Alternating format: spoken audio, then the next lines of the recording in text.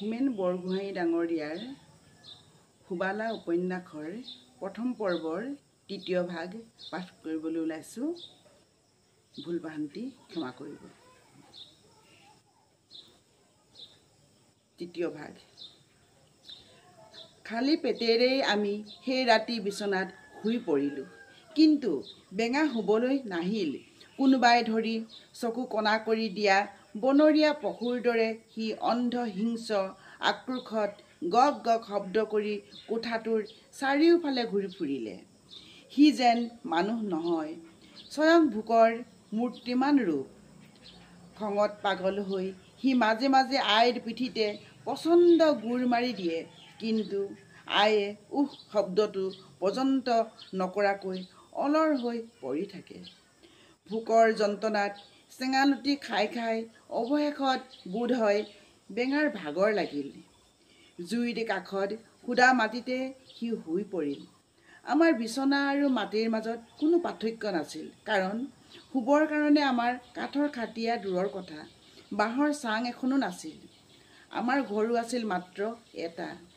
তাৰ ভিতৰতে থকা খোৱা শোৱা সকলো কাম চলিছিল। এচুকৰ জুইশালখনতে আমি ভাত ৰান্ধোঁ, জাৰৰ দিনত তাতে পুৱাওঁ। ৰাতি হ'লে তাৰ কাষতে থৈলা দুখন আৰু পাটি এটা পাৰি আটাইকেইটা শুই থাকোঁ। গতিকে বেঙাই মাটিতে শুই পৰা সত্ত্বেও আয়ে তাক বিচনালৈ দাঙি আনিবলৈ কোনো চেষ্টা নকৰিলে। বেঙাই তাৰ ভোকৰ জুইকুৰা লম্ফ জম্ফ কৰিয়েই হাত কৰিলে। গতিকে সি অতি সোনকালে গভীৰ নিদ্ৰাত মগ্ন হ'ল। কিন্তু আমি তিনিজনীয়ে নীৰৱে তিলে তিলে সেই জুইত দগ্ধ হ'বলৈ ধৰিলোঁ। বহুত ৰাতিলৈকে আমাৰ চকুলৈ টোপনি নহা হ'ল। খালী পেটৰ অনিদ্ৰাৰ যন্ত্ৰণা যে কি বস্তু তাক কথাৰে কোনে বৰ্ণনা কৰিব পাৰে। আনৰ কথা ক'ব নোৱাৰোঁ।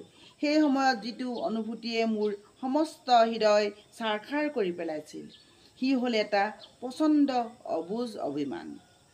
কাৰ ওপৰত অভিমান কৰিছোঁ, কিয় অভিমান কৰিছোঁ, একো ক'ব নোৱাৰোঁ। কেৱল এটা ভয়ংকৰ নিৰলম্ব অভিমানত মই ফুলি উঠিবলৈ ধৰিলোঁ। আয়ে বোধহয় মোৰ মনৰ অৱস্থা কিবা এটা উপায়েৰে অনুভৱ কৰিব পাৰিছিল। হঠাতে এবাৰ তেওঁ মাত লগাই উঠিল, হে ভগৱান, ইহঁতক সোনকালে মাৰি নিয়া প্ৰভু। কোনে কয় যে মানুহৰ কোনো প্ৰাৰ্থনাই ঈশ্বৰৰ কাণত নপৰে। আইৰ প্ৰাৰ্থনা অন্ততঃ আংশিকভাৱে হ'লেও ঈশ্বৰে তৎক্ষণাত মঞ্জুৰ কৰিলে। পিছদিনা দুপৰীয়া পৰত স্কুলৰ পৰা ঘূৰি আহি কিছু দূৰৰ পৰাই মই দেখা পালোঁ, আমাৰ ঘৰত জুই জ্বলিছে।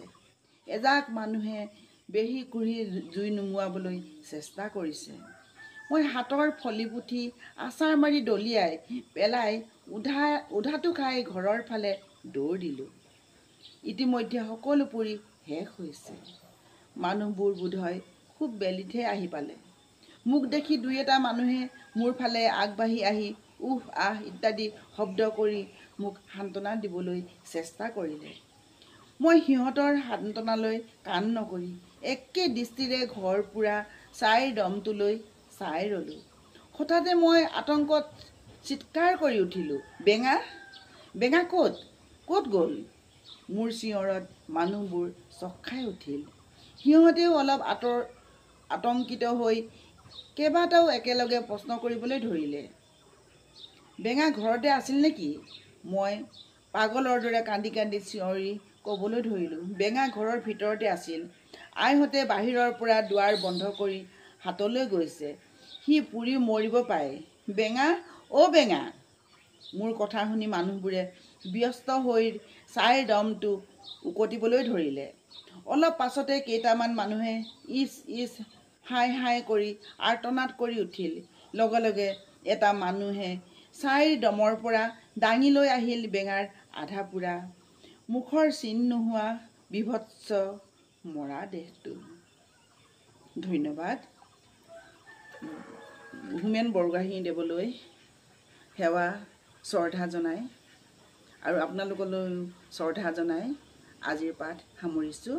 কেনে পাইছে জনালে নথৈ সুখী হ'ম।